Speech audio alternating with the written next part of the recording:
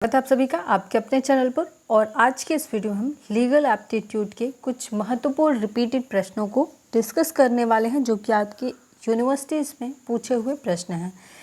तो चलिए स्टार्ट करते हैं। स्टार्ट करने से पहले आप लोगों से मेरी रिक्वेस्ट है, जो लोग चैनल पर नए होंगे सब्सक्राइब कर लेंगे, चैनल को लाइक कर लेंगे और वीडियो को अधिक से अधिक शेयर कर लेंगे। चलिए स्टार्ट करते हैं। पहला प्रश्न है, निम्नलिखित में से भारतीय दंड संहिता की कौन सी धारा गृह अतिचार के अपराध की विवेचना करती है? ठीक है, यानी कि हाउस ट्रेसपास ये आईपीसी की किस सेक्शन में रखा गया है, ये आपसे पूछा जा रहा है। ऑप्शन ए है सेक्शन 442 धारा 442। आप लोग सही आंसर कमेंट करिए, कमेंट करते रहिए आप लोग, ठीक है। ऑप्शन बी है सेक्शन 446, ऑप्शन सी 443 और ऑप्शन डी है धारा 445। इस प्रश्न का जिन लोगों ने ऑप्शन चॉइस किया है सेक्शन 442 यानी कि ऑप्शन ए, उनका आंसर बिल्कुल सही है।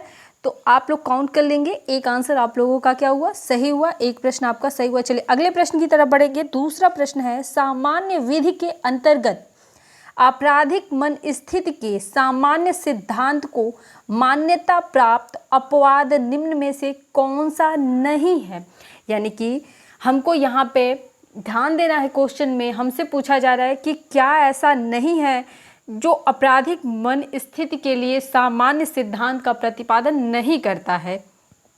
ठीक है, ऑप्शन ए है लोक nuisance, option B private nuisance, option C है बोथ ऑफ दीज यानी कि दोनों ही सही हैं, ऑप्शन ए और बी, और ऑप्शन डी कह रहा है कि इनमें से कोई नहीं। तो जल्दी से कमेंट करेंगे अपना जवाब। इस प्रश्न का जिन लोगों ने ऑप्शन ए आंसर किया है उनका आंसर बिल्कुल सही है। ऑप्शन ए लोक न्यूसेंस क्या होगा, सही आंसर होगा। जबकि प्राइवेट न्यूसेंस क्या होगा, यानी कि आपराधिक मन स्थिति के सामान्य सिद्धांत को मान्यता प्राप्त अपवाद क्या है, प्राइवेट न्यूसेंस होता है, जबकि लोक न्यूसेंस नहीं होता है। इसलिए ऑप्शन ए हमारा क्या हो जाएगा, इस प्रश्न का सही जवाब हो जाएगा। चलिए आगे चलेंगे। अगला प्रश्न हमारा है, भारतीय दंड संहिता की कौन सी धारा सामान्य उद्देश्य की विवेचना करती है? ठीक है ना, कॉमन ऑब्जेक्ट डिफाइन करता है आईपीसी का कौन सा सेक्शन, इसके विषय में आपको बताना है। ऑप्शन ए है section 129, option B section 149, option C है सेक्शन 148 और ऑप्शन डी है सेक्शन 150। इस प्रश्न का सही जवाब है ऑप्शन बी। जल्दी जल्दी आप लोग भी कमेंट करते रहिए। फिलहाल लगभग सभी लोग का गलत आंसर आ रहा है, तैयारी आप लोग की सही चल नहीं रही है। ठीक है, चलिए इस प्रश्न का जिन लोगों ने ऑप्शन बी दिया है उनका आंसर बिल्कुल सही है, तैयारी थोड़ी और करिए आप लोग। आगे है, निम्नलिखित में से भारतीय दंड संहिता की कौन सी धारा आपराधिक अतिचार की विवेचना करती है? ठीक है, करती है, करता है। सेक्शन 441, ऑप्शन बी सेक्शन 443 और ऑप्शन सी है सेक्शन 440, ऑप्शन डी है सेक्शन 444। तो इस प्रश्न का सही जवाब हो जाएगा आपराधिक अतिचार जो आता है आईपीसी की सेक्शन 441 के अकॉर्डिंग आता है, इसलिए option A is right answer. और जिन लोगों ने ऑप्शन ए को चॉइस किया उनका आंसर बिल्कुल सही है। लास्ट में आप लोग मेंशन जरूर करिएगा कि कितने क्वेश्चन आपके सही हुए। चलिए आगे प्रश्न देखेंगे। प्रश्न है, निम्नलिखित में से कौन सी धारा सामान्य आशय की विवेचना करती है? यानी कि सामान्य आशय के विषय में कौन सी धारा बताती है आईपीसी का, ये आपको बताना है।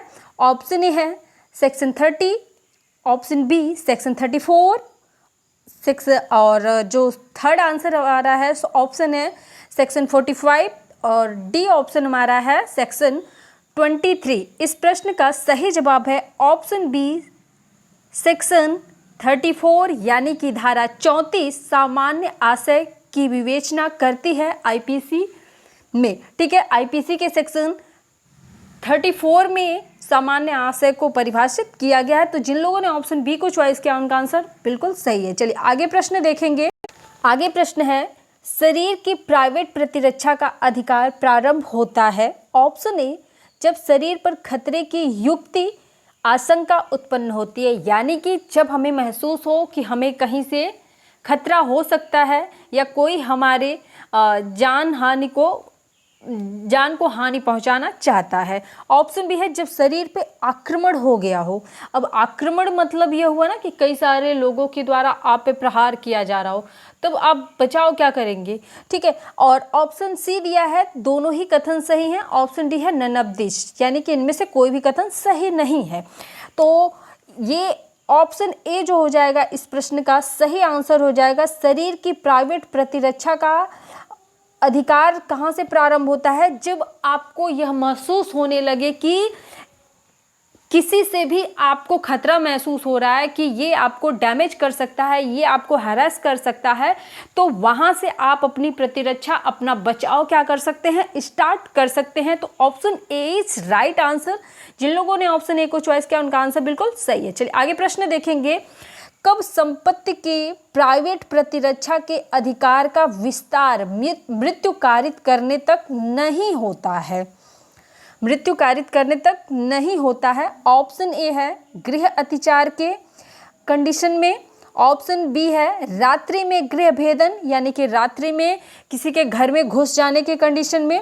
ऑप्शन सी है बोथ ऑफ दिस, यानी कि दोनों ही स्टेटमेंट सही हो सकते हैं। और ऑप्शन डी है इनमें से कोई भी नहीं हो सकता है। तो यहाँ पे ऑप्शन आपका क्या हो जाएगा, गृह अतिचार जो हो जाएगा, यानी ऑप्शन ए क्या हो जाएगा इस प्रश्न का सही आंसर हो जाएगा। तो जिन लोगों ने ऑप्शन ए को चॉइस किया उनका आंसर बिल्कुल सही है। देखिए आईपीसी आप लोग अच्छे से तैयार कर लीजिए, 3-4 चीज़ें अच्छे से तैयार कर लीजिए तो आपकी नैया बिल्कुल बेड़ा पार हो जाएगी, इतना जान लीजिए। आईपीसी पढ़ लीजिए, सीआरपीसी पढ़ लीजिए, एविडेंस पढ़ लीजिए और टॉट पढ़ लीजिए, क्योंकि टॉट से भी 2-4 क्वेश्चंस आपको डिफिनीशन से संबंधित देखने को मिलेंगे। और लीगल का जो बेसिक है एकदम बिल्कुल, जैसे आपके विधि आयोग हैं, कितने विधि आयोग बने, पहले विधि आयोग के अध्यक्ष कौन थे, वर्तमान में विधि आयोग के अध्यक्ष कौन है, इससे पहले विधि आयोग के अध्यक्ष कौन थे, विधि आयोग का कार्य क्या होता है, विधि आयोग किसके द्वारा संचालित किया जाता है, ठीक है, ये सारी चीज़ें आपको पता होंगी। तो लीगल के 50 क्वेश्चन आपके सिलेबस में हैं, 30 क्वेश्चन हैं, 10 क्वेश्चन हैं, जितने भी हैं आप सब करके आ जाओगे। बहुत सारी ऐसी यूनिवर्सिटीज हैं जहाँ पर लॉ एंट्रेंस एग्जाम में माइनस मार्किंग भी होता है। तो आप लोगों को अपना पॉइंट जो है स्ट्रॉन्ग करना है। ये नहीं कि बस एक यूनिवर्सिटी के लिए पढ़ रहे हो तो आपको लगे कि नहीं यहाँ पे तो माइनस मार्किंग नहीं होती, यहाँ तो पास ही हो जाना है। ये जान लो जहाँ पे माइनस मार्किंग नहीं होती, आप सोच रहे हो आपकी तैयारी बहुत बेस्ट है, आज सबके पास में क्या है, बहुत सारे सोर्सेस हैं। तो यानी सबको कोचिंग मिल रही है, सबको सोर्सेस मिल रहे हैं, बहुत सारे ऐसे मटेरियल्स मिल जा रहे हैं पढ़ने के लिए, तो सबकी तैयारी जो है बहुत बेहतर हो रही है। तो आप सोचो आपको उससे भी बेहतर बनना है, क्योंकि आप ये मत सोचो कि दूसरा आपसे कमज़ोर है। मैं तो कहती हूँ आप ये सोच के चलो कि आपसे हर कोई मतलब अच्छी ही तैयारी कर रहा है, तो अपनी तैयारी को और थोड़ा सा टाइम दीजिए। और जो लोग इधर की उधर बातें करते हैं, उछलना कूदता करते हैं, बिल्कुल बता रही हूँ लास्ट टाइम में वही आके कमेंट करेंगे कि मैम आपने गलत पढ़ाया था या फिर आपने क्या पढ़ाया, क्वेश्चन तो कुछ आया ही नहीं। ठीक है, देखो पिछली बार भी ऐसा हुआ था और हर साल ऐसा होता है। तो ये सारी चीज़ें मैं ऑब्जर्व नहीं करती कि, क्योंकि मुझे पता होता है कि जब आप एक सीरीज़ में सारे वीडियोस को नहीं देखोगे तो आप कहाँ से कुछ कर पाओगे। लास्ट मोमेंट पे आप आते हो एग्ज़ाम से 2-3 दिन पहले और खूब सारा देखना स्टार्ट कर दोगे, और ऐसे देखने से क्या होगा, एक दिन में आप पूरी किताब पढ़ लोगे, आप पूरी डिग्री हासिल कर लो, ऐसे कभी नहीं हो सकता है। मतलब आईपीसी सीआरपीसी इतना लेंदी है, ऐसा है कि आप उसे कभी भी समझ नहीं सकते, उसमें इतने सारे चेंजेस होया करते हैं, बहुत सारी परिवर्तन हुआ करते हैं समय के साथ में, तो आपको उसे समझना पड़ेगा। सोचो आप एलएलबी करते हो, 3 साल में जिस डिग्री को पढ़ोगे समझोगे, आप सोच रहे हो कि एग्ज़ाम से 2-3 दिन पहले आप लोग उसको पढ़ के पास हो जाओगे, तो ये कैसे पॉसिबल हो सकता है। फिलहाल सारी चीज़ों से ध्यान हटाएंगे। ये सारी चीज़ें मैंने इसलिए बोली क्योंकि बहुत सारे यहाँ पे मनचले ऐसे हैं जो कमेंट कर रहे हैं मैम आपने क्या पढ़ाया है या फिर जो भी है, ठीक है। तो मैं आपसे बोल रही हूँ थोड़ा सा अपने दिमाग को, ठीक है, एक जगह पे लगाओ और अच्छे से सारी चीज़ें अवेलेबल है, प्लेलिस्ट चेक करो, सारी वीडियो देखो। और हर वीडियो में मैं एक ही बात बोलती हूँ कि पेन कॉपी उठाओ और सारे क्वेश्चन नोट कर डालो, क्योंकि जो भी क्वेश्चंस हैं सभी आपके एग्ज़ाम में पूछे हुए प्रश्न होते हैं और आशंका होती है कि ये प्रश्न पूछे जा सकते हैं। और बिल्कुल आप ये, किसी स्टूडेंट ने ये कमेंट किया था कि मैम आपने जो ये सीरीज पढ़ाई है इसमें से कितने क्वेश्चन आ जाएंगे। अब ये कैसी बात हो सकती है भाई, मैं गेस क्वेश्चंस आपको थोड़ी ना दे रही हूँ और दूंगी भी नहीं, क्योंकि मुझे आपके फ्यूचर के साथ में कोई खिलवाड़ नहीं करना है। आपको मैं तैयारी कराऊंगी, लेकिन आपको जानकारी दूंगी, पर मैं ये नहीं करूंगी कि आपके साथ धोखा करूं कि आपको क्वेश्चंस बता दूंगी और आप जाकर के वही टाइप करके चले आना। ऐसा गलती बिल्कुल नहीं करना है, और जो लोग करते हैं बहुत गलत करते हैं। आप लोग को मेहनत करना है। अभी 1 महीने का या फिर 15-20 दिन का जो भी समय है उसको समय दीजिए, 3 से 4 घंटे कम से कम तैयारी करिए और अच्छी से अपना पेपर दीजिए। चलिए देखते हैं। प्रश्न है, चोरी या उद्यापन होता है जब ऑप्शन ए उपहति होता है, या फिर ऑप्शन बी रॉबरी लूट होता है, ऑप्शन सी अटेम्प्ट यानी कि प्रयास किया जाए, या फिर इनमें से कोई नहीं। ठीक है ना। इस प्रश्न का सही जवाब हो जाएगा चोरी या फिर लूट या फिर रॉबरी। ठीक है ना। क्या होता है, उद्यापन कहलाता है। ठीक है, तो यहाँ पे ऑप्शन बी क्या हो जाएगा, बिल्कुल सही हो जाएगा इस प्रश्न का आंसर। मुझे लगता है कि हाँ भाई आज आप लोग को कुछ ज़्यादा ही बोल दिए हैं, तो आप लोग को मेरी बातें बुरी लगी होंगी, पर कोई बात नहीं, लगे आप लोगों को बुरी, भविष्य में जाकर के आपको यही सारी बातें अच्छी भी लगेंगी कि हाँ किसी ने ये बात बोली थी। चलिए देखते हैं अगला प्रश्न है, आपराधिक षड्यंत्र के अपराध के लिए कम से कम कितने व्यक्ति होने चाहिए। ये कई बार मैंने आप लोगों को बताया भी है। देखिए षड्यंत्र किया जा रहा है, ठीक है ना, तो कम से कम पूछ रहा है, अधिक से अधिक नहीं पूछ रहा। अधिक से अधिक तो कितने भी हो सकते हैं, पर कम से कम तो षड्यंत्र खुद से तो कोई मतलब कि षड्यंत्र में कोई ना कोई शामिल होता है, तो षड्यंत्र हो रहा है तो कम से कम 2 व्यक्तियों का होना यहाँ पे आवश्यक होता है। ऑप्शन बी क्या हो जाएगा इस प्रश्न का बिल्कुल सही जवाब होगा। चलिए आगे देखेंगे। प्रश्न है, किसी व्यक्ति को जान से मारने के कार्य को क्या कहते हैं। किसी व्यक्ति को जान से मारने के कार्य को क्या कहते हैं। ऑप्शन ए हत्या का प्रयास, मार देना मतलब हत्या का प्रयास नहीं हुआ ना, प्रयास मतलब क्या, बच गया, किया गया प्रयास लेकिन वो बच गया। ऑप्शन बी है हत्या यानी मर्डर करना, ऑप्शन सी है मानववध, ऑप्शन डी है ऑल ऑफ दी में से कोई भी। ठीक है ना। इसमें से जो सही ऑप्शन है ऑप्शन सी इस प्रश्न का सही जवाब है। क्या कहलाएगा, मानववध। यदि किसी को जान से मारने का कार्य किया जा रहा है तो ये मानववध कहलाता है। अब यहाँ पे थोड़ा सा कंफ्यूजन होगा कि हत्या और मानववध में क्या डिफरेंस है, तो इसके लिए मैं आपको जब आपका पेपर हो जाएगा अलग से एक सीरीज बनाऊंगी और आपको उसमें सारी चीज़ें बताऊंगी कि क्या होता है हत्या और क्या होता है मानववध, कैसे इसको आईपीसी ने डिफाइन कर रखा है। तो आज नहीं बताऊंगी, क्योंकि अभी अगर बताने लगी तो ये सेशन बहुत लंबा हो जाएगा और समय कम पड़ जाएगा, क्योंकि अभी आपके पास समय कम है, बहुत सारी चीज़ें पढ़नी है। अभी एविडेंस एक्ट से मैंने आपको बिल्कुल कुछ भी नहीं पढ़ाया है, बिल्कुल मतलब एविडेंस एक्ट मुझे बहुत ज़्यादा आप लोगों को पढ़ाना है, टॉर्ट पढ़ाना है, तो इसलिए अभी तो ज़्यादा से ज़्यादा मैंने क्रिमिनल लॉ पढ़ाया, आपको आईपीसी पढ़ाई है, सीआरपीसी पढ़ाई है, उसके बाद मैंने बेसिक आपको लीगल का पढ़ाया है और कॉन्स्टिट्यूशनल लॉ पढ़ा दिया है आप लोगों को, पॉलिटी से भी कुछ महत्वपूर्ण टॉपिक्स आपको बता दिए हैं। तो चलिए कुछ चीज़ें हो गई हैं, लगभग 50% आपका मैंने तैयार करा दिया है, लेकिन अभी 50% आपका बाकी है, तो मेहनत अभी जारी रखिए। आगे प्रश्न है, निम्नलिखित में से कौन सा तत्व आवश्यक नहीं है चोरी के अपराध के लिए। चोरी के अपराध के लिए क्या आवश्यक नहीं है। ऑप्शन ए ओनरशिप स्वामित्व, ऑप्शन बी कब्जा, ऑप्शन सी प्रयास, ऑप्शन डी है दिए गए सभी कथन। ठीक है ना। तो इसमें से चोरी के लिए क्या आवश्यक नहीं होता है, स्वामित्व। अच्छा ये बताइए, अब आप नहीं समझ पाए होंगे कि ओनरशिप का मतलब क्या है। अच्छा ये बताइए कि चोरी करने का मतलब क्या है। आप खुद की सामान को आप चुराओगे, जो सामान आपका खुद का है आप उसके ओनर खुद हो ना, तो फिर आप चोरी के लिए तो कोई चीज़ चुराओगे नहीं। आप ओनरशिप के लिए, स्वामित्व के लिए कोई चीज़ चुराओगे नहीं। तो यानी कि ऑप्शन ए क्या हो जाएगा, बिल्कुल सही जवाब हो जाएगा। कब्जा करने के लिए, कब्जा तो एक प्रकार की चोरी है ना, ज़बरदस्ती किसी की चीज़ को हड़पना, चुरा लेना और बाद में बोलना कि ये मेरी ही है। ठीक है, किसी के चीज़ को जबरन ले लेना, हथिया लेना और उसको बाद में बोलना कि ये मेरी ही है। ठीक है, तो ये क्या होता है, कब्जा होता है। तो ऑप्शन ए इस प्रश्न का सही जवाब हो जाएगा। अगले प्रश्न की तरफ बढ़ेंगे। अगला प्रश्न है, निम्नलिखित में से भारतीय दंड संहिता की कौन सी धारा कार्य जिनके विरुद्ध प्राइवेट प्रतिरक्षा का कोई अधिकार नहीं है, यानी कि जहां पे प्राइवेट प्रतिरक्षा का अधिकार नहीं दिया जाता है, का वर्णन करता है। कौन सी धारा इसका वर्णन करती है? सेक्शन 99, सेक्शन 383, सेक्शन 420 या फिर दिए गए सभी धाराएं इसका वर्णन करती हैं।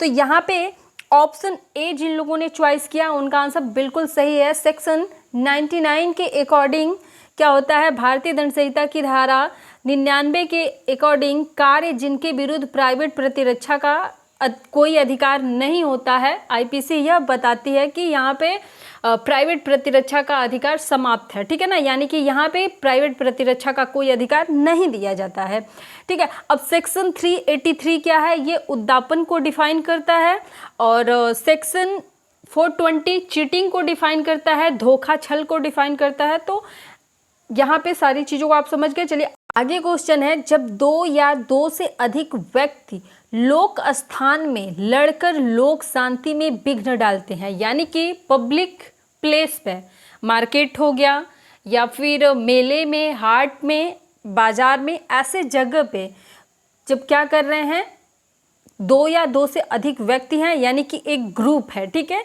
और वो लोग क्या कर रहे हैं, पब्लिक प्लेस पे लड़ाई कर रहे हैं जिससे बाकी लोगों की शांति क्या है, भंग हो रही है। तो वहाँ पे उन व्यक्तियों द्वारा यह कौन सा अपराध किया जा रहा है, ये आपसे पूछा जा रहा है। ऑप्शन ए है व्यपहरण किया जा रहा है, किडनैपिंग की जा रही है, क्या किडनैपिंग की जा रही है?